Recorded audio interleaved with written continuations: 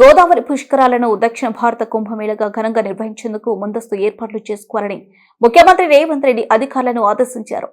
గోదావరి పుష్కరాలకు శాశ్వత ప్రతిపాదికన ఏర్పాట్లు చేయడానికి అవసరమైన ముందస్తు ప్రణాళికలు తయారు చేయాలని అధికారులకు దిశానిర్దేశం చేశారు. రాష్ట్రంలో గోదావరి తీరం వెంట ఉన్న ప్రధాన ఆలయాల అభివృద్ధికి అత్యంత ప్రాధాన్యం ఇవ్వాలని ఆదేశించారు. అదే క్రమంలో పుష్కరాలు ఏర్పాట్లు, రాబోయే భక్తుల రద్దీని అంచనా వేసుకుని మౌలిక వసతులు కల్పించాలని చెప్పారు. పుష్కర స్నానాలు ఆచరించేందుకు వచ్చే లక్షలాది భక్తులకు ఎలాంటి లోటుపాట్లు లేకుండా సదుపాయాలు కల్పించేందుకు ప్రత్యేక ప్రణాళిక సిద్ధం చేసుకోవాలని చెప్పారు.